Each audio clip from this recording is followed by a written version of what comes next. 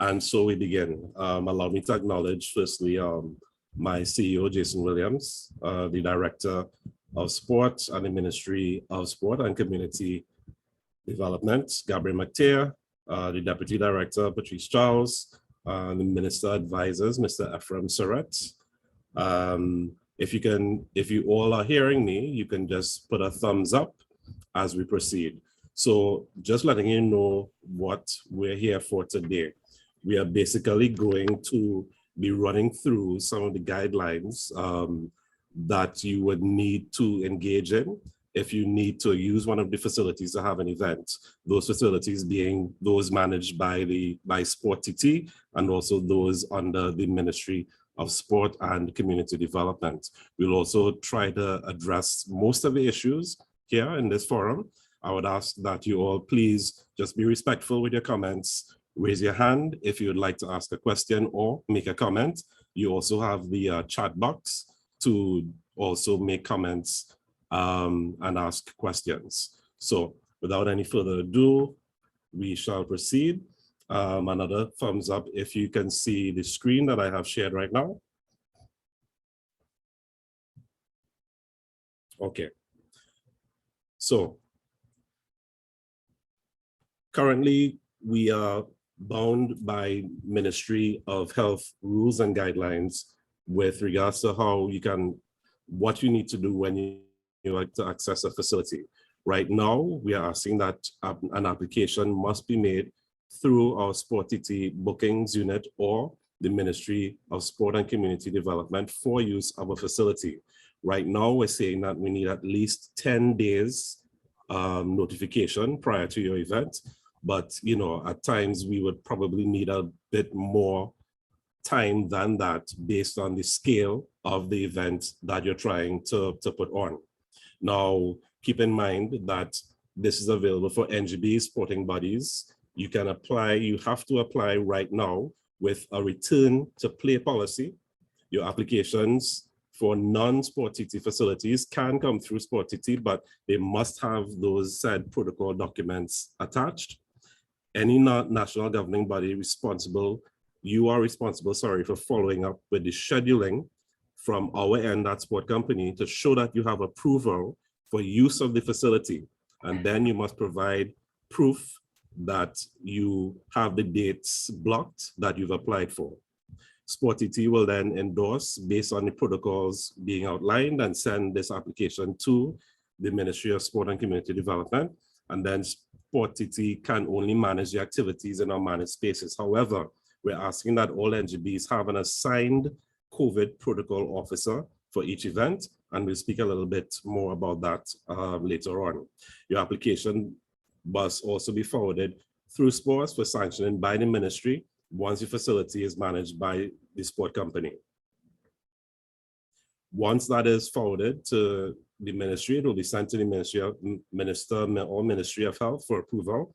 Please note that all NGBs and sports serving bodies, you have to coordinate applications now for your clubs that fall under your jurisdiction.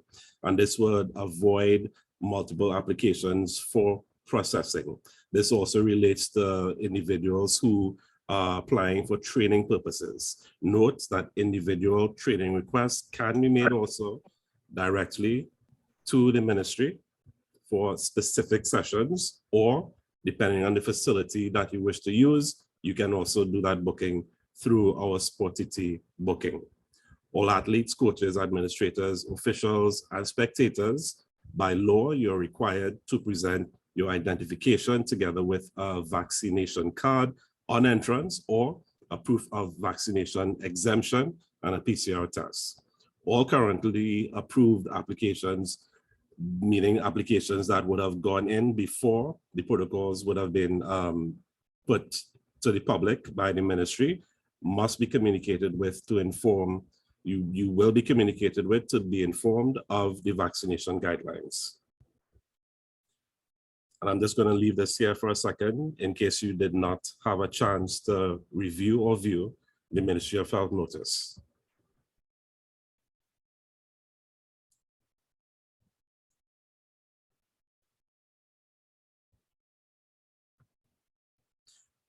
So just a quick checklist. You can apply to use sport company facilities online at our website. You go to the book a facility tab and you will be able to apply through there, and then we can start the processing for your use of the facility. Now, again, this is only for our SporTT facilities. We have ministry officials on this call, so they would also advise you where you can go. You must have your COVID protocols ready for the event that you're applying for, and you must have also a COVID protocol officer for each event. Right now, we're asking that you submit all your activities up to March, because that is when the current regulations will be applied to. We would see what would then be the new or continued regulations from March. At this point in time, I'd like to invite my CEO, Jason Williams, to make a few comments. Jason. Hi, good afternoon, everyone, and thank you all very much for taking part to be here for this discussion, because we felt with the restrictions or the regulations on January 24th being published, that there may be a lot of uncertainty with entities who would like to use the facilities. I know we're all excited to return to sport and to have events, but we just wanted to make sure everyone is clear in terms of what the process is. And the rationale behind this particular meeting would be for us to create a process flow, a process map that we'll be able to publish on SporTT's website, on the Ministry of Sports website, on social media pages, so that we will guide anyone who wants to use the facility, to have an event, to take part in training activities and things like that. At least you will know what the process is, because the regulations are clear. And the last thing we will want is any sort of breaches within the regulations that would probably hinder more and more ease of restrictions taking place. Now, I don't think Kevin had it here, but I think the regulation was very clear in terms of what is the definition of sporting activity. And Kevin and Ephraim, you could correct me if I'm wrong, but I think the sporting activity as defined in the regulation spoke about actual events. It also mentioned training and participation. So I know in the past, when we would have had the national teams training, given that would have been the approval to, in terms of sport, national training,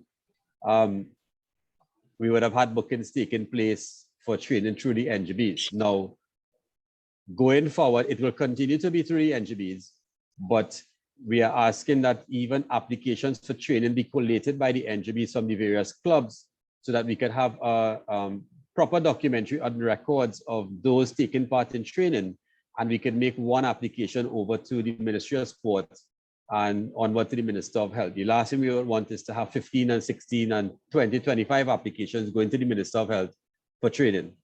So I think we need to be guided by what the definition of sporting activity is.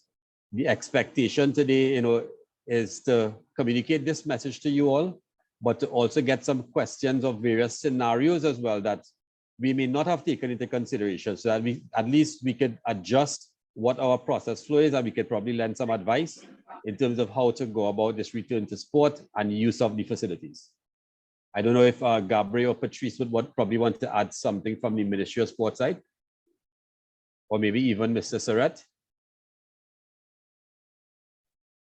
Thank you, Jason, and good afternoon to excuse me. Good afternoon to everybody today, and thank you for participating in this workshop here.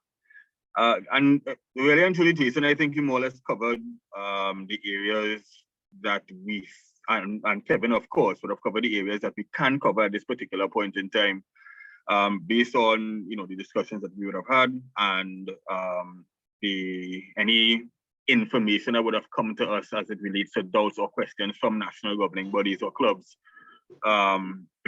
within the time frame that the regulations were put out to now. So I think at this point, we can definitely, if of course Mr. Charles or Mr. Surratt don't have any added information to provide, I think we can seek to open up the floor and get some information or get some ideas from our national governing bodies, and hopefully that should help to guide the best possible policy and procedure going out, so that everything is clear and that we could smoothly return to sport and return to training activities and so in the upcoming days and weeks. All right, Ephraim, Patrice, you all have any further comments? I think you're quite clear, both you and Jason. All right, Patrice, are we good to go? Yes, good day all. Yes, so far so good. All the bases have been covered so far, and so we're looking forward to the questions and comments, interactions with the fellow participants. All right, thank you very much, gentlemen. I would now like to open up the floor for comments and questions. Guys, we really would like to ensure that we can roll this out as smoothly as possible. There are already activities being booked, and we want to ensure that there would be no infractions on the law, but we would like to know that you fully understand what the law is and what rules and regulations we need to apply when you apply to use a facility or host an event. So by raising a hand, please, you can join the conversation. All right, I'm seeing Lucy Lee. Go ahead. Hi, good afternoon, everybody. In terms of the PCR testing for acceptance, what kind of a timeline is recommended in terms of when do they need to test and what age test results should be accepted?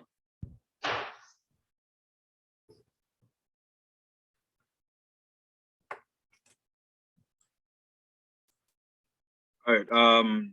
Based on the accepted practice and the regulations so far, I think that the negative PCR result should be no more, or the test should have been taken for that negative PCR result no more than 72 hours before seeking to enter the facility. That has been the standard practice so far with respect to everything related to traveling and otherwise. So I would like to state that would be what should be utilized or at least recommended. In terms of the age, now it could be corrected, but I think the regulations do state at this particular point in time that individuals 12 and over, the ones who are supposed to be either fully vaccinated, has to be fully vaccinated, or if it is you're not fully vaccinated, then you have to present a negative PCR. So I'm thinking that would be the age range where a negative PCR will have to be provided for, 12 and up. If it's lower than 12 years old, the regulation, as far as I'm aware at this time, does not speak to dealing or interacting where sport is concerned with children under 12. Again, I'm subject to correction on this. I understand. Is there any consideration to antigen testing versus PCR testing? Good question. To my knowledge, the PCR test is the one that is considered most reliable, and as such, the PCR test, the negative PCR test, is going to be what will be required in terms of the presentation of results if it is an individual is unvaccinated. All right, thank you, Gabriel. Thank you, Ms. Lee. We'll go now to SporTT. Oh, Ephraim, sorry. Ephraim, you had a comment before we Yes, go? I was going to tell you to put back up the section 4 and 5, Sure, 945, because no that problem. speaks clearly to the PCR or any other.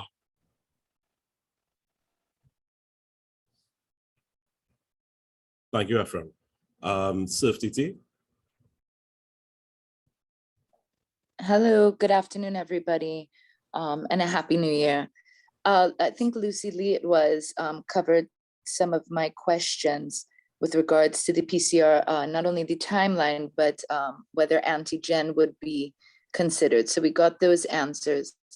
I guess for us at SporTT, we actually have an international governing body is throwing an event May 27th to June 5th. This was just announced a week ago. We knew that we would be having this meeting or some sort of announcement will be coming out. So we waited patiently, but we were concerned in terms of the under 12. I think, it was very clear in the legal note that was sent out by Ministry of Sports and Ministry of Health.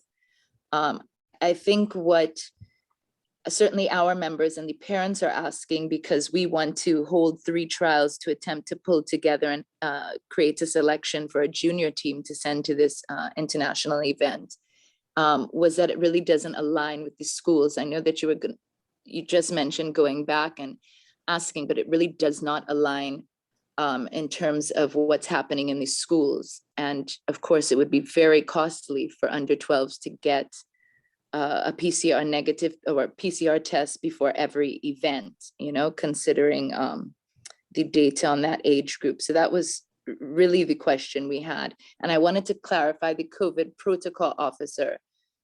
Is this somebody that's assigned by the NGB self to ensure that all protocols are being followed during the day, which I presume everybody would do? Or is this that we are needing to apply for a COVID protocol officer from the Ministry of Health, Sport or SporTT? Sure, thank you for that. Jason, would you like to take the protocol officer question?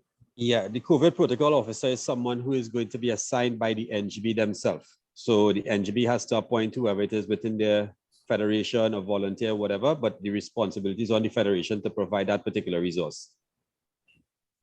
Thank you. And with regards to applying for a facility, our facility is the beach. We're accustomed to roping off zones and creating sections that keep judges and other officials separate.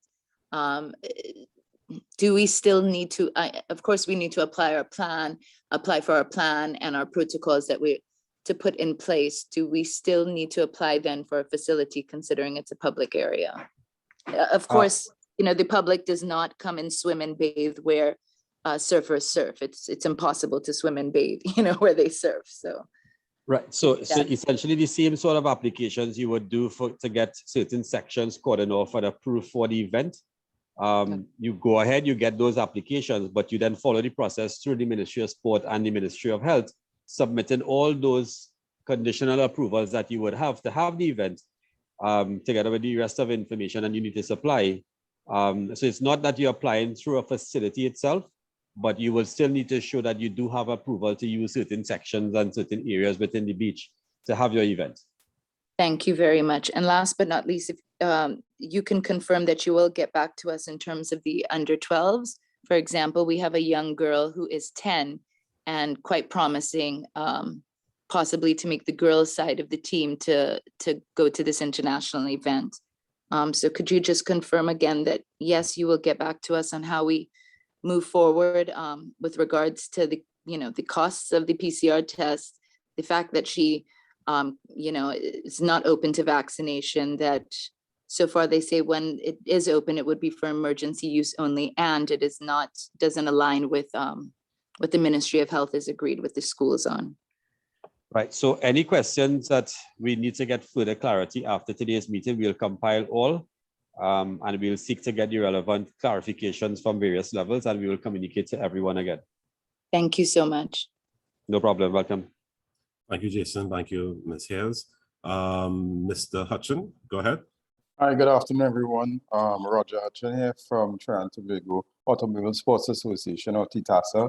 With regards to Waterfield, again, similar questions to SporTT, and I guess we will wait for your response with regards to the kids, because although TTK is on board as well, they also use Waterfield, and of course there's a group of kids that are very promising in terms of circuit racing and karting, and of course we want to make sure that they are facilitated as well. So I guess there's a duplication of that. Second to that, Waterfield is kind of independent on its own, meaning that it's a track, it's available, The question from us is, do we need to also apply, or basically can we follow the protocol guidelines, which we have, and we also have submitted a complete draft of a plan that was submitted to the Ministry of Health on how we're going to segment, separate, and observe the COVID and regulation protocols to make sure that we have a safe event. So is it that we still need to apply, or is it that we can follow the COVID protocols as laid out by the Ministry of Health and we will be fine? That's the question. Sure, thank you. Gabriel, Jason? I would assume that there still needs to be the formal approval by the Minister of Health or the Ministry of Health, especially when it concerns the latest regulations on January 24th. So even though there would have been some approval before, I think because there were updated regulations on the 24th, and there's a clear process within that regulation, I think the application still needs to be coming through the Ministry of Sport, essentially indicating that they endorse the events and they endorse the activities taking place. And then the Minister of Health or the Ministry of Health would give the condition, well, the formal approval for the events to take place. Yeah, Kevin, if I can share here, based on the applications that we have received so far, critical to the applications is the protocols document. Some people just think that we will follow the protocol, but there must be a plan, a documented plan with respect to the facility or the area. They must be able to show how it's going to be secured, and to facilitate only those who are participating so that they can check, make checks for the IDs and the vaccination cards and all these kind of things, to avoid any and anybody just being in the arena or area that the event is happening, because there are some penalties for that. Understood, completely understood. And again, as mentioned, other than the protocols, we do have a full plan. This was submitted already, but just again, the doubt was if we have the plan that was submitted and we have the protocols to follow, if we still need to submit for approval, and I guess the answer is yes. So we will do the necessary and I guess double up on it and make sure it goes back to the relevant bodies. Thank you, guys.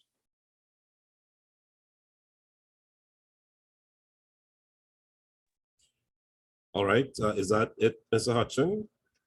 Yes, for now. All right, Mr. Ali. Hi. Mr. Ali, go ahead, please. Hi, good afternoon, everybody. So my question is very similar to what the others were asking. However, Trinidad and Tobago Targetatory, we have clubs throughout the country, and most of these clubs operate in locations which may not be facilities that would be governed by SporTT. They may be community grounds, etc. Based on the current safe zone policy and the public health regulations, what I would like to know is, with our clubs wanting to get back into operation and training, would each of the clubs be required to apply under the regulations to the Minister of Health for approval to operate at the location? While I know we have been putting mitigation plans in place for the virus, would that application be made through us being the federation, or would each of the clubs have to apply individually to the minister?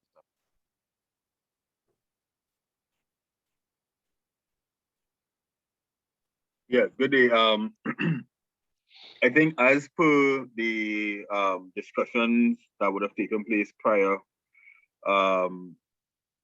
it would be preferable if it is the clubs do provide their information to the national governing body, and the national governing body applies for those clubs on behalf, applies to the Ministry of Sport and then to Health, of course, on behalf of those clubs.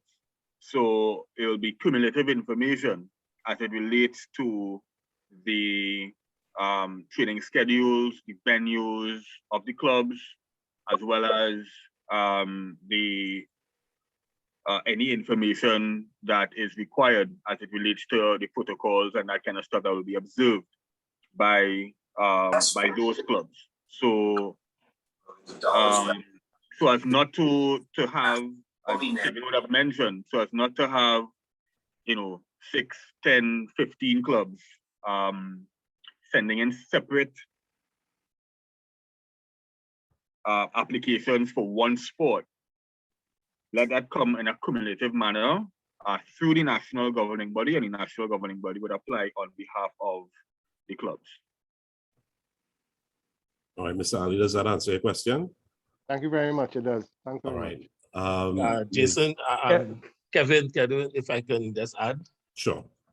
So this regulations that holds until the 24th, if you recognize, it speaks to enclosed facility because it speaks to indoor facility, maximum spectators and those kind of things. So that the areas that are being used, it cannot be open areas that you don't have control of who the participants and that kind of thing. You must be able to show control of what is happening and understanding with your protocols officer and your documents and what is required to produce ID, because anybody could show up at an open field and you're not sure, how do you identify these people? So that's one of the critical areas.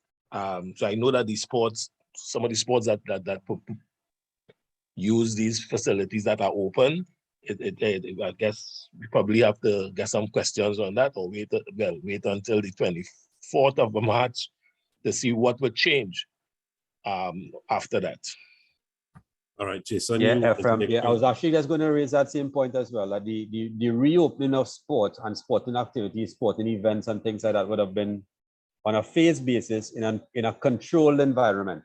That would have been the key word in there.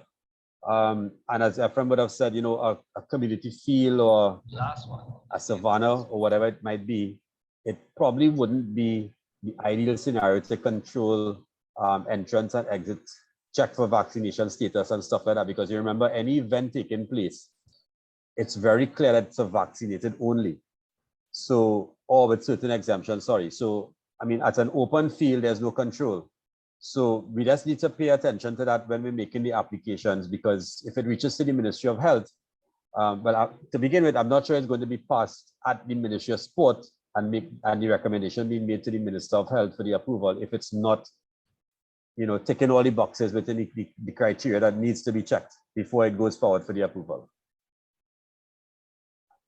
Thank you, Jason. And if I may as well, Kevin, just to add to what information could come to us, especially when it comes to a community ground. Because you do have some recreation grounds that may be enclosed. It would be prudent if it is, there can be a photo of that ground indicating, excuse me, we're indicating that it's fenced right around and where entrance points would be, just so that if it is there any questions or it's a recreation ground and it's not well known, we won't have to be going back and forth with you to try to get evidence as to whether that ground is properly fenced around or not. Okay, so that's just something I thought necessary to add in there. Thank you very much, Gabriel. And before I go to Ms. Johnson, Gabriel, can you just probably put in the chat, email and phone number for persons who wish to apply through the ministry? Thank you. Ms. Johnson. Thank you so much. Good afternoon, everyone. I just wanted to ask a question in terms of process. I came in a little bit late, forgive me. So in the case of chess, for example, where you may have multiple events, but it's the same type of event, could requests be bulked? So say if I know for the next 3 or 4 months that I'm going to have this event, this, whatever it is, with the same kind of protocols, because it's all indoor, it's controlled, it might be different venues. Could that request be bulked for a few events in advance instead of just one? Well, at this time, your bulk events will be taking up to March based on these regulations. so that Okay. you can be bulk, identifying the venues and the Right. protocols that you would have throughout the competitions or the events. Right. Perfect. Perfect. Thank you. Thank you, Ms. Johnson. Ms. Lambert. Hi, afternoon to everybody. Most of my questions have been answered. I would just like if when something is sent out or answered to do with the under 12s, that it could be sent to our federation. I'd really appreciate that. And hopefully Gabriel will put up who we contact at the Ministry of Sport, because there are no sport company facilities that actually have gymnastics equipment. So we'll have to go the route of our clubs. And we have really been shut down for a long time. It's been quite difficult. So I would appreciate that. But thank you ever so much. This meeting is great so far. Thank you. Thank you, Ms. Lambert. Please note that in the chat, there's also an exit survey. And in there is a box for you to put additional questions that we may not answer in this forum. All right, having said that, Mr. Basra, the floor is yours. Yes, good afternoon, everybody. As you all know, cricket is very unique in this instance, because under the auspices of the Cricket Board, we have 151 clubs. Now, some are open. There are open spaces where there are areas that will become uncontrollable if cricket is playing at that venue at any given time. But Mr. CEO and the administrators of this meeting, with respect to the Cricket Board's competitions, now we have, as I said, 151 clubs attached to the board, and you have 11 players on every team who have to participate in any given game. Are these people going to, with every 14 days, they are going to take a PCR test or the antigen test, whatever that is necessary? When you look at the cost that people will have to pay to get these tests done every 2 weeks, and our cricket season, what we have planned so far, starts on the 13th of March, sorry, and end at the end of maybe the middle of June. So you're looking at a club, any particular club, having every 2 weeks to pay for these tests. It is nearly impossible to have cricket played in the country under this condition. And as I see this now, definitely cricket will not be played.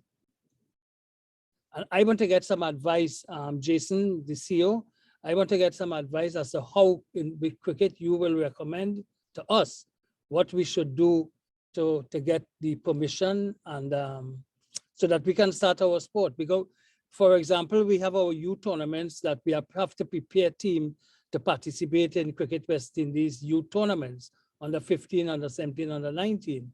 And I don't know where we go from here. If you can assist, please.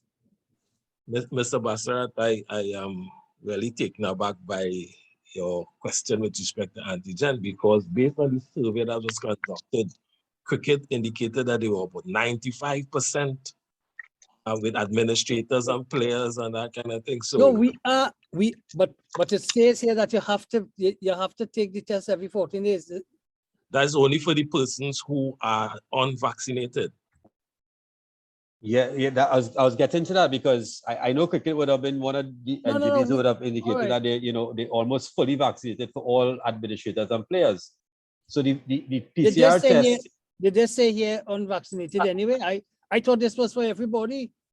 No, unvaccinated only. Oh, okay. Sorry then. So those who are vaccinated. When I see this document here, I get frightened one time. So I didn't see any way it states here if you are unvaccinated.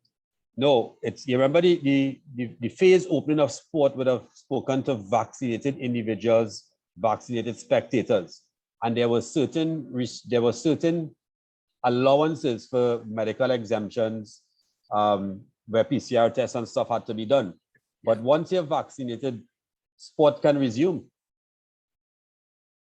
Yeah, okay. I now understand what you're saying. Yeah. Well, we're ready to go. Thanks. Sorry. Okay, but you're comfortable with the process that you all need to follow to get the formal approval, right? So you're going to have, let's say you're going to have the competitions take place.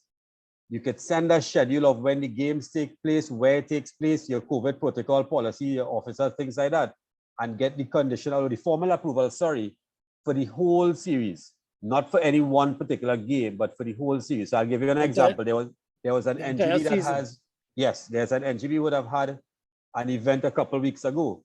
They also listed in their application for approval 4 other events that they are having of similar nature for the next 2 months. And they got the approval for all the events. So it's one approval that covers all the events. Yeah. Okay, Sorry. cool. Yeah. No problem. Thank you, Jason. Thank you, Mr. Basra. Looking forward to some cricket soon. Well, yeah, Jason, I think Efren, go ahead. we need to add to about that controlled environments. So, I mean, I know Mr. Basrat said that some of the games played in open fields, so they may need to look at the fixtures and as much as possible, if they can have their games played in areas where they can control who are participating with respect to the event itself. Yeah, correct. It has to be controlled. That is very key. Yeah. What we intend to do, Ephraim and Jason, is that at every game, there will be a compliance officer who will be stationed there to ensure that the protocols are followed. Thank you very much. Right, but you remember the compliance officer might be one aspect it. There has to be an element of crowd control, access and things like that, because a compliance officer could, I mean, just off the bat, how are you controlling a crowd at, let's say, Pier Road? Or how controlling a crowd in Presal or one of those grounds that is open?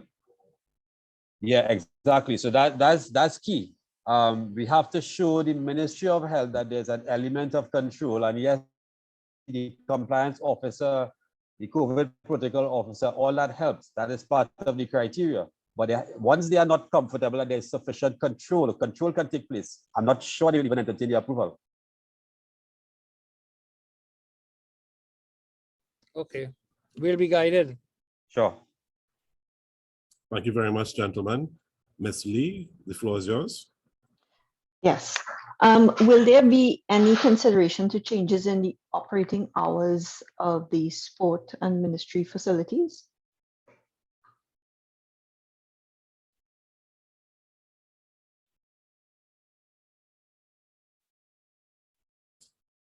Jason or Gabriel, you want to Sorry, I missed that question. My internet is a bit flaky now.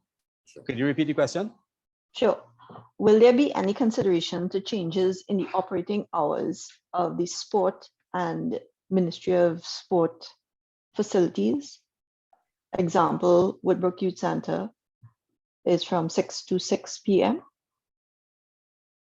It's something we were trying to consider, but we are also constrained with the janitorial services and the sanitization that has to take place in preparation for the next day, because our contracted services are contracted for a particular time, and that's the latest time that they can go before they can also sanitize the facility and have it ready for the next day. It's something we can consider as we go along. At this point in time, I think we're bound by the hours that we have because we are constrained as well.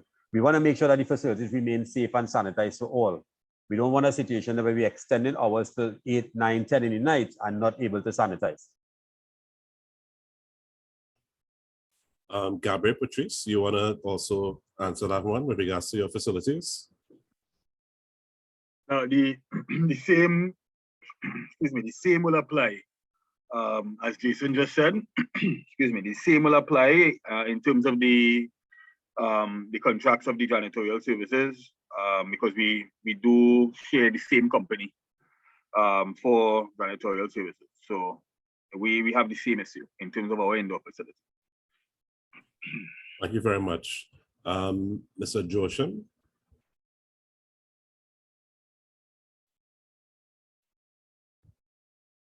Christopher, the floor is yours. Hello. Yes. Hi. Right. Are you hearing? Yes. Right. Okay. Good afternoon to everyone. I am Christopher Joachim from the Badminton Association. Okay, I have well, we are truly indoor. We have to use the indoor facilities. Unfortunately, we don't have schools yet available. So we're waiting patiently on that because a lot of our clubs utilize schools as their primary training ground.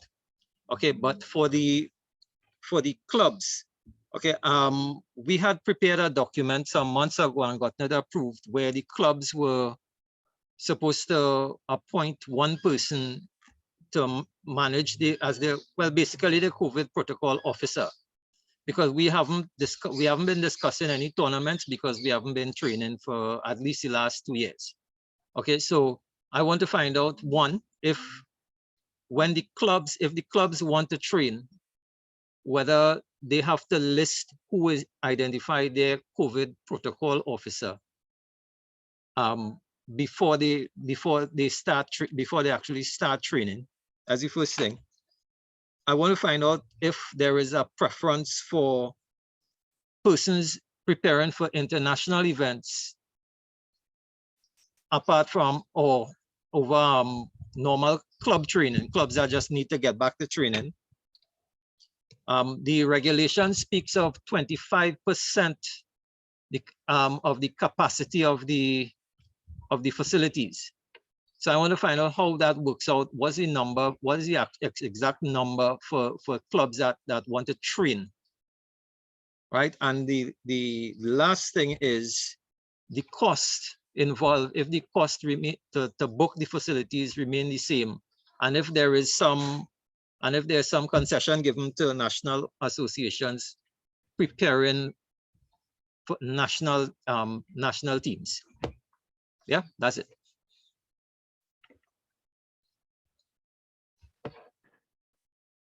Those are quite a number of questions. In terms of the cost, Yes. From my understanding, the cost remains the same. I don't think there would have been any change in cost at this particular point in time for what it was before. Yes, okay. Before COVID-19 would have hit. As it relates to any waivers, normally waivers are applied to the or at least considered for the national governing body to utilize the facility for like events or national training. And so if it is the Badminton Association wishes to apply for such, then that needs to be placed in writing to the ministry. You can write to the ministry requesting that, and that will be considered either partially or fully, as the case may be. It's not a guaranteed full waiver. Just wanted to make sure that's out there. Okay. Did I miss any other questions? Did I miss one or two other questions? Just remind me of what those questions were. Yeah, the capacity, the number of persons allowed, clubs are allowed to have during training, because the regulation speaks of 25% of the facilities capacity. If I'm not mistaken, I think the 25% of the facilities capacity relates to the spectators. Spectators, okay. As it relates to athletes.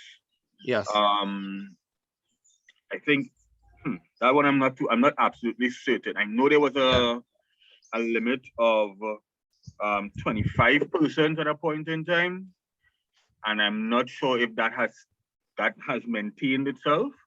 Yeah, but I haven't seen it specified anywhere either. So that's why I need to find probably out. may be a question we'll have to request further information on from the Ministry of Health. So we'll take note of that one. Right. Okay. Also, if I may, yes.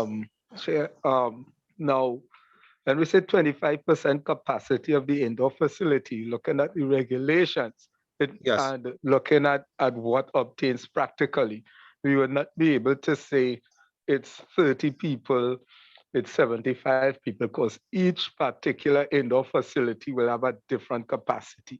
Correct. So in the conversations with the facility, I'll say the facility owner, whether it's sport company or the ministry.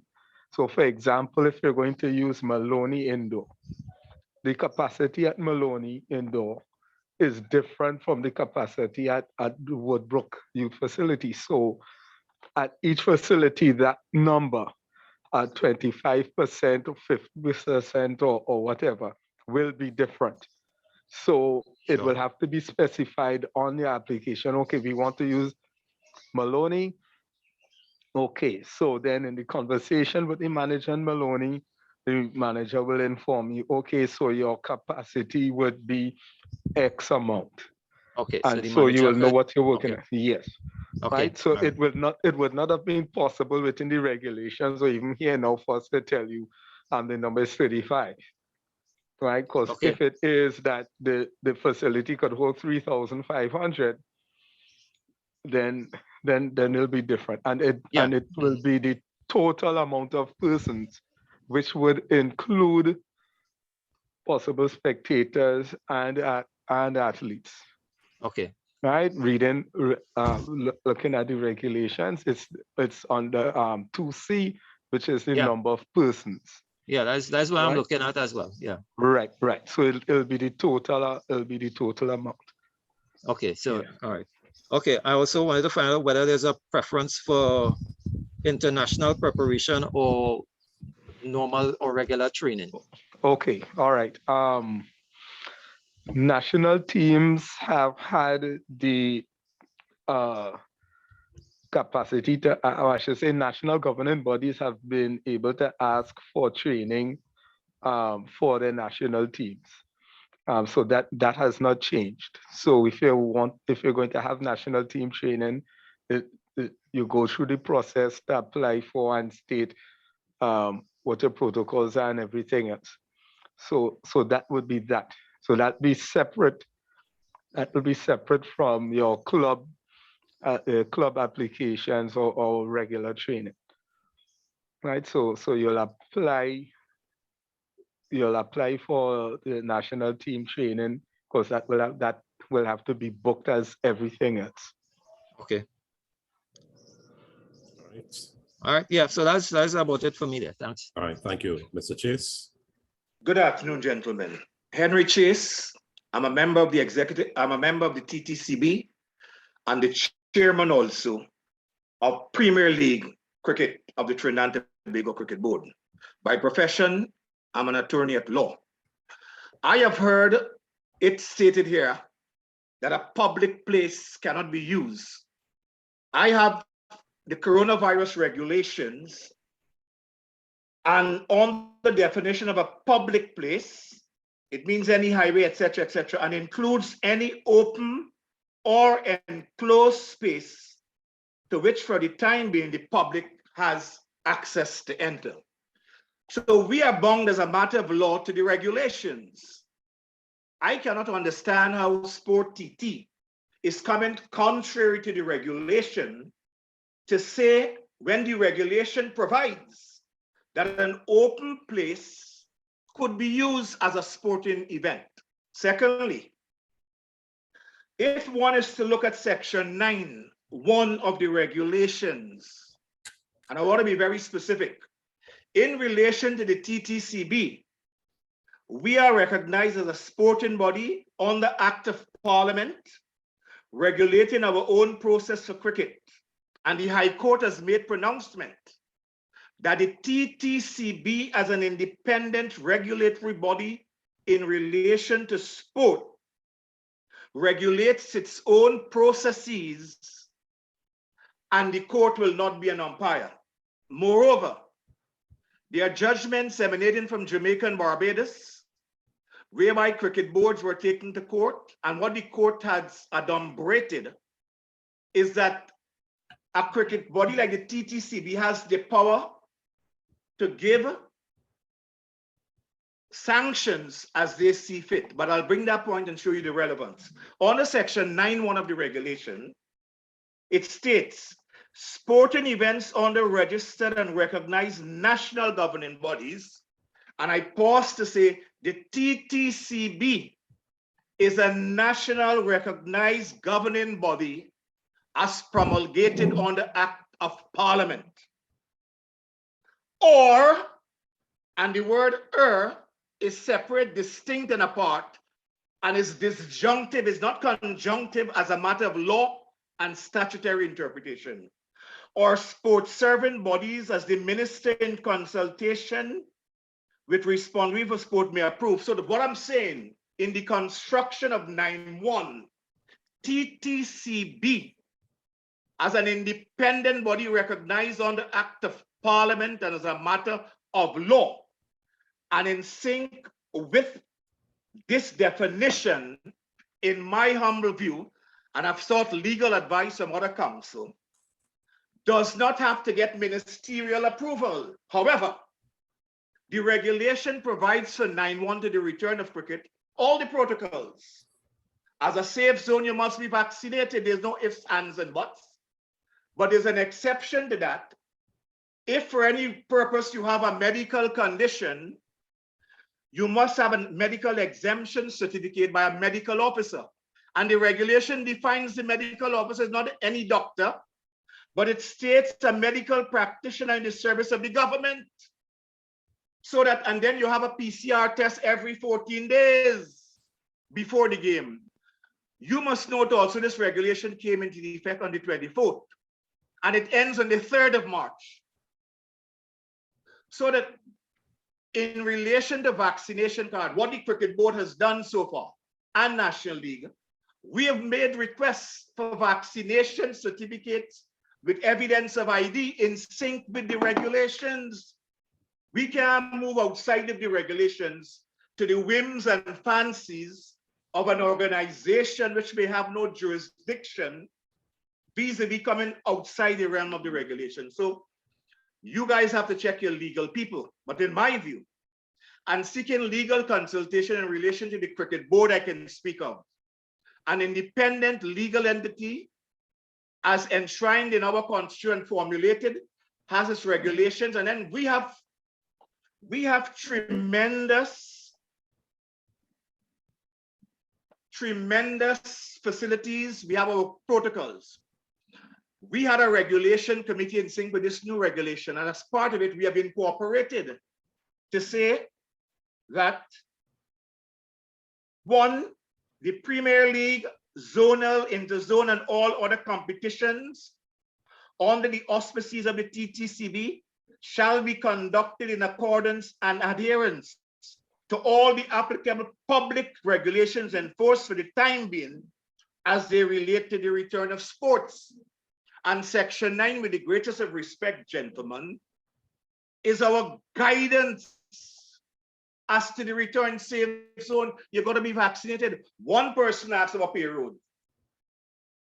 And one of the points they put, you must have signage. Pier Road, for example, is a ground with water, facilities, pavilion, and so forth. And most of the grounds in San Fernando and in the south are open grounds. But what we have suggested is you use tape, caution tape, and the area around certain things, put up some ropes and so, because every ground don't have some places enclosed. And I want to make a point. Sports administrators are not the police to put effect to these. If you breach regulations as a matter of law, that is a question for the police. But I understand the sports company's position to not to push COVID spread, but the formulators of this regulation in their wisdom saying vaccination is a must. There's no ifs, ands, and buts. And you must have evidence of that vaccination. So I'm saying, gentlemen, and I didn't get it too clear when you guys say you have to apply for some facility, maybe that's to use your facilities. But in the context of the Cricket Board, we have all the different grounds, Queen's Park, Bunbury Road, Presal, National Cricket Center, that has all these facilities and the protocols. We have protocols, you have fever, we test you, you don't play, etc. So that our protocols are very comprehensive, they are very wide-ranging. And what I'm observing now, our cricket is to start soon, and the bureaucracy which we may contend with and have to put things into effect, that may leave a lot to be desired. So that I will urge you, gentlemen, to check your legal department to have an interpretation of 9.1, where the Cricket Board, as an independent entity recognized by Act of Parliament, regulating its own process, we can have third parties. However, we are bound by the regulations. No ifs, ands, and buts. And if we're in breach of those regulations, then there's a sanction, fixed penalty notice of $5,000. Or if an individual purports to have a vaccine when he's not, 25,000, 6 months in prison. And we have enunciated all of those sanctions in sync with the regulations as part of our protocol, etc. All right, thank you very much, Mr. Chase. Jason, Gabriel, Mr. Surratt, any comments?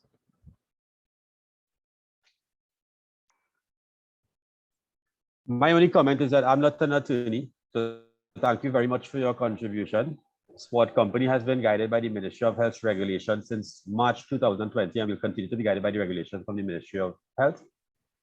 If the TTCB in their own remit as an independent company wishes to execute as they see fit, I just ask that you be guided by the regulations as well. I am grateful for that comment, sir. And I, as a legal advisor and an attorney at law, I provide such guidance along with other counsel in relation to what we ought to do and in sync with the regulations so that there will be no breach whatsoever of these regulations and we put things in place. Because if they're breached, there's individual sanctions against a person who breaches, and the question as to control. If, for example, we have a ground and I fence it around, not in taping it off, but there are 4 drunk men on the road, we cannot police. The regulation didn't intend for a club, etc., to police the public. That's a public space. But if the police comes and say, where's your card? Where's so and so? And they so fail to do, then you could be charged. And that is a function of the police. All right, thank Who you, will be Mr. Chase. charged? The individual who's in breach. If a player comes to a club, boy, you have look my ID card and vaccination, but then it is false, then the liability comes to him. If an administrator, because the regulation speaks to those who administrate in a space that you have a practice session. If you have no sign, safe zone, proof of vaccination and so forth, that is a breach of the regulation, you could be charged. So that the TTCB is cognizant of all these with proper advice, and we have put things in place in that regard. Thank you, Mr. Chase, and we respect and appreciate your contribution. Gabriel, before you continue, we are now winding down. We have another 15 minutes to allow for other contributions. Gabriel, if you'd like to speak now, you can. And again, no, thank you, Mr. Chase. No. I think what Mr. Chase, I've heard what Mr. Chase has said. Of course, as Jason would have indicated, I mean, we are and have been following the regulations as provided. Of course, consideration must be given to where the regulations state that the administrator of the sporting facility may be held liable for any breaches of the regulations as would have been provided on January 24th. And I'm just thinking that has to be, and I'm hoping that is taken into consideration, especially as it relates to the last example that would have been provided by Mr. Chase. And we are very much aware of that, gentlemen. We are very much aware. And you see, micromanaging a profession with a third party, I'm concerned about that also. But we follow regulations, we have the protocols, etc., and we have things in place. Thank you, Mr. And those who breach within our organization, they will receive the relevant sanctions. Because in our cricket regulations also, if you breach your game, could be forfeited, you could be penalized, etc. So we have comprehensive regulations in sync and in amalgamation with this. I'm grateful for to be listened to. Thank you again, Mr. Chase. Yes, or Jason, sorry, Jason, go ahead. Evan, one more question to cricket. So is it that we can summarize that cricket will not be applying formally for approval? Yeah, I just wanted to clarify. Is it that the cricket board will not be formally applying to the Ministry of Health for approval to have the tournament take place? Just for clarity.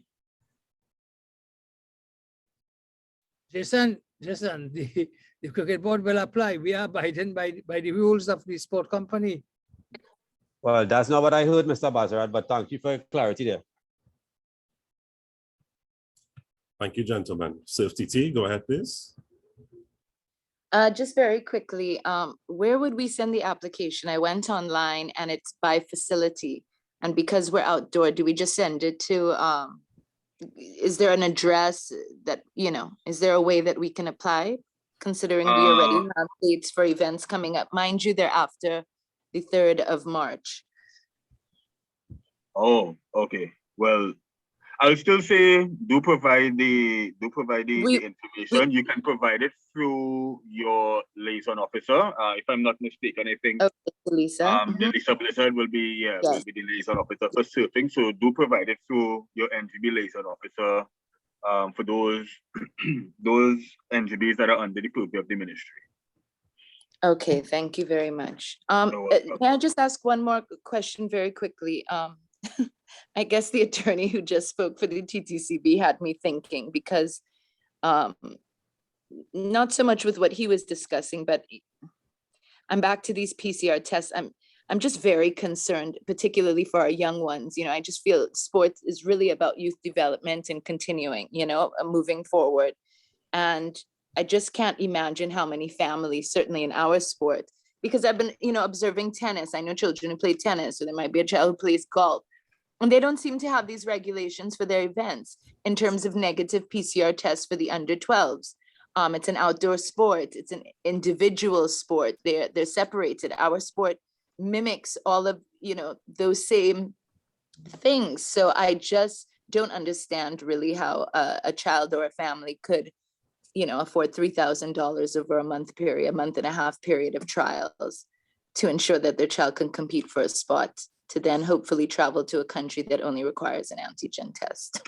I know I'm pushing it a bit, and I will, put it in my questions on the exit form. So thank you for that, though. Thank you very much. Mr. Ali, go ahead, please. Thank you very much. Just a quick question with regards to the policy. I've noticed on the Ministry of Health website, we have a number of policies, for example, region, bars, etc., when they would have given permission to open under the safety policy. Is a similar policy being developed for the return? I think I lost you there, Mr. Ali. Is a similar policy being developed for where? Yes, for the sporting bodies to return to play, or for sports, with a similar policy document and the safe zone be developed for sports. Okay, Jason Gabriel.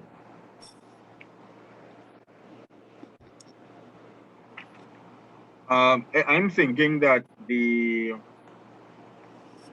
as it relates to the safe zone concept, right? I think the basic tenets of the safe zone concept are what are going to be adopted by our sporting facilities, right? Of course, this is still something that we are discussing. So if there are any other additional pieces of information that we may need to put out there, that will be done. But I think the basic tenets of the safe zone concept overall are what will be applied to the sporting facilities under the sports company and the ministry. Jason, I don't know if you have anything else to add to that. No, Gabriel, I'm fine. Ephraim, you wanted to make a comment? Well, it's just that the regulations 12, the regulations number 12 that would have stated the information that you would have provided there. And it is funny, when we talk about safe zone. I mean, just last weekend, the Port of Spain Corporation would have approved the courts for tennis association to host some trials, and there was question as to who said that the court is a safe zone. The court was designated as safe zone because it was being utilized by tennis for an event, and they were applying the regulations which states to vaccinate it, and so that the spectators and kind of, so that would have qualified it as that. But when tennis leave, whatever whatever happened, who the public using it and that kind of thing, but it would have been classified as safe zone because of the event that was happening at the time. All right, we have 5 more minutes, guys. So Mr. Ali, is that satisfactory? You have any follow-up questions? Yeah, I know the policies that were developed for example, with regards to the other entities, they were developed specifically for the entities. So for example, the bars, the gyms, etc.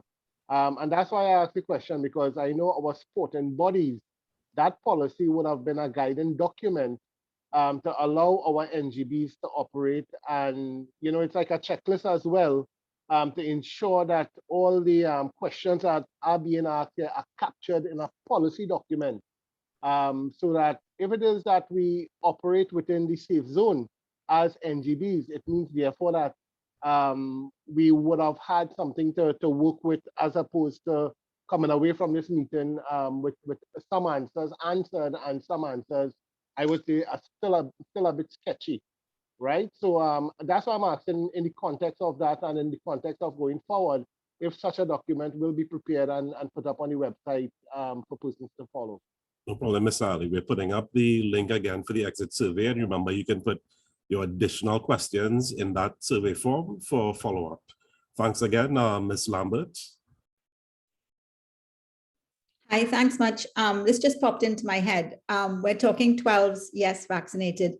12 to 14s don't necessarily have any ID. Is there anybody here across the board that can help? What do we ask them for? Or what would we be expected to ask them for?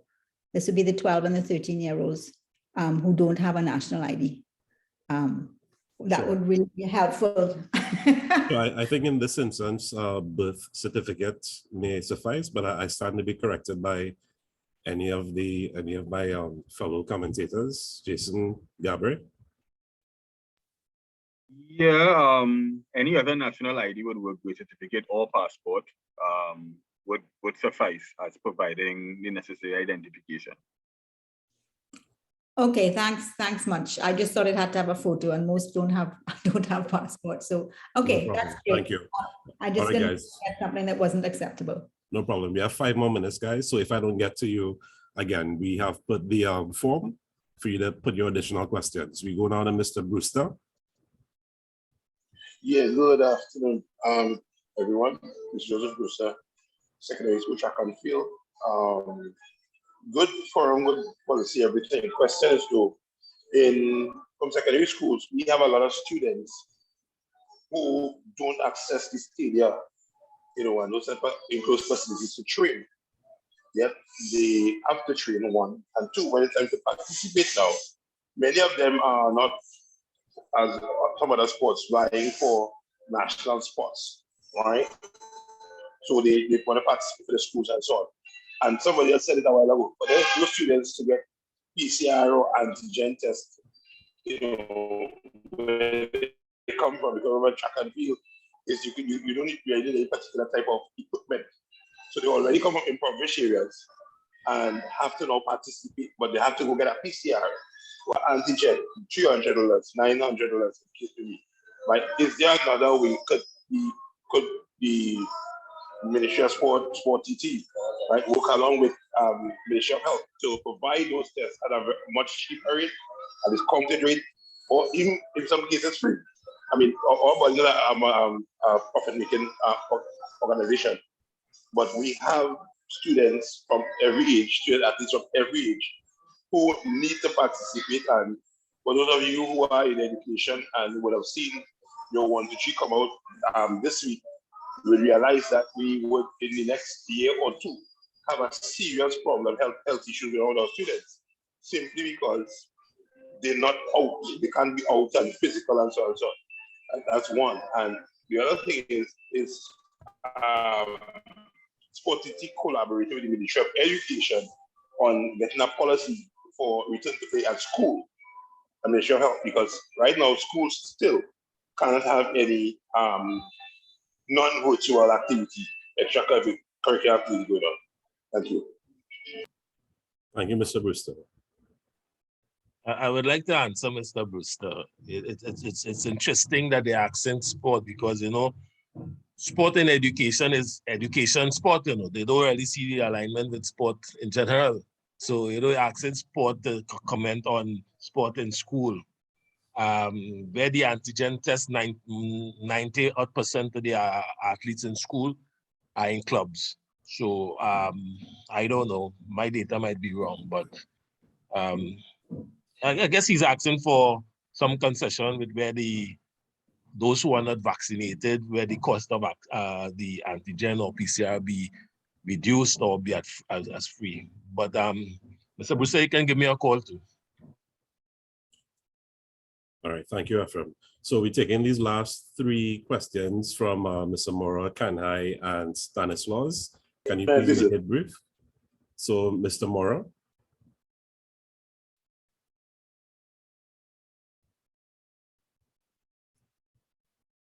While we wait for Mr. Mora, Kanhai, can you go ahead, please? Yes, good afternoon, everyone, and thanks for this opportunity.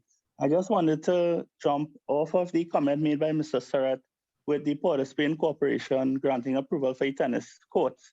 So is it that we can apply to the local corporation or the borough councils for approval of the sporting facilities within the specific areas? That is quite correct. So in case of the La Hoqueta ground, which is under Tunapuna Piarco Regional Corporation, the application would be made to them for the use of the facility. That's an enclosed facility. So once you have that approval, then the application comes in. So you know you have the approval. Breaking up, Mr. Surratt. Yeah, so I'm saying that is how it is. That is correctly with respect to application to the organization, or like in the case of the corporation that has facilities under them. Okay, and the corporation approval would suffice for the public health regulations purposes? Of course. So can I take it then that once we get the approval of the corporation, our clubs in those regions can proceed to open?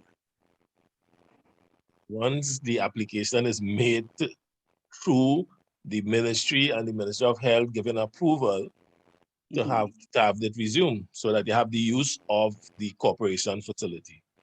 Oh, so we need corporation and Ministry of Health approval? Of course, yes. Okay, thanks for that clarification. Thank you, Mr. Kanhai. Mr. Mora, go ahead. I think you're having some mic issues, Mr. Mora. So while you fix that, Ms. Stanislaus, you can go ahead. Hi, good afternoon. Thank you so much.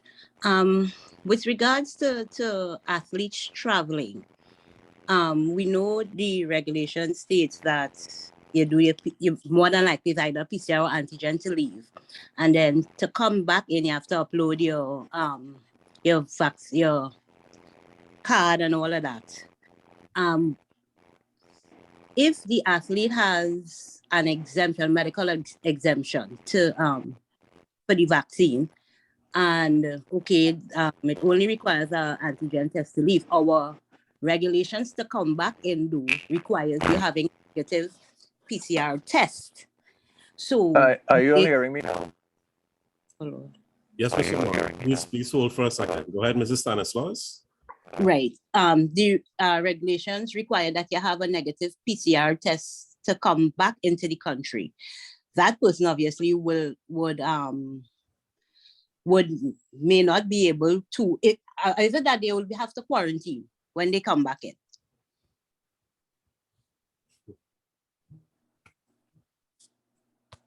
Anyone willing to take this one?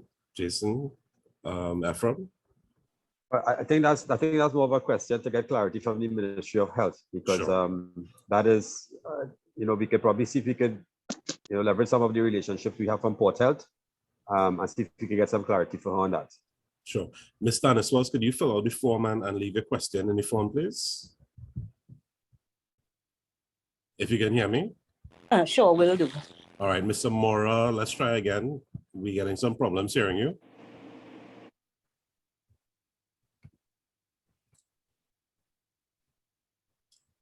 All right, I think that would be it for now, guys. We are running over time.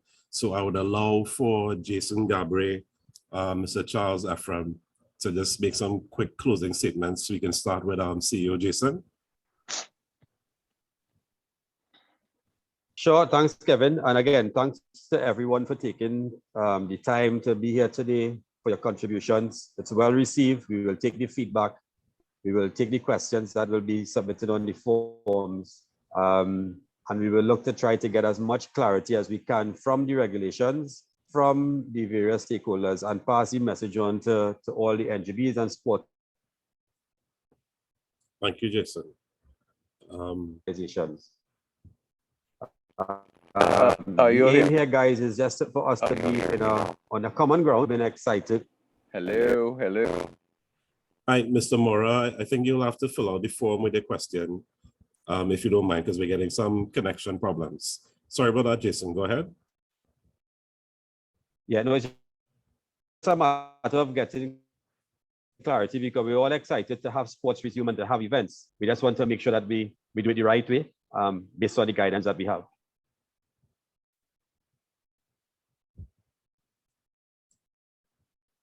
Gabriel, Ephraim, any comments again? No, I just concurring with what would have been put forward, and being thankful for everybody's contributions today. I think that it's good that we're having these sort of interactions and having this sort of open conversation, and we will do what we need to do as it relates to getting further clarity from the Ministry of Health where we can, and putting something forward online where everybody could be hopefully a lot more aware and have total clarity as to how it is we need to go forward from here. So just thanking everybody for taking the time to be part of this particular workshop, and well, we continue to move forward in this somewhat unpredictable COVID time. Thank you, Gabriel. Ephraim? Right, so as the Honorable Minister indicated, is a phased approach to the opening of sport. And we must remember that it's a phased approach, so that this first phase is going to be monitored to see how we operate. And when we go back, what adjustments will be made with respect to how we move forward in the different phases of reopening sport. So again, thanks to everyone who would have taken the time out to participate here, and we would definitely look at all the concerns to see how we better put things together so that we can return the sports in its totality. All right, thank you very much. And remember, if you have any additional questions, please click on the form and send it to us. We will try our best to collate and get them answered and reply to you in a quick as possible time. So once again, guys, thank you very much for attending this meeting. Thank you, CEO. Thank you, officials on the ministry, my fellow managers, all NGBs present. Please continue to have a good afternoon all. And we will chat again, I'm sure, very soon. Have a good afternoon. Good afternoon all. Stay safe. Take care, everyone.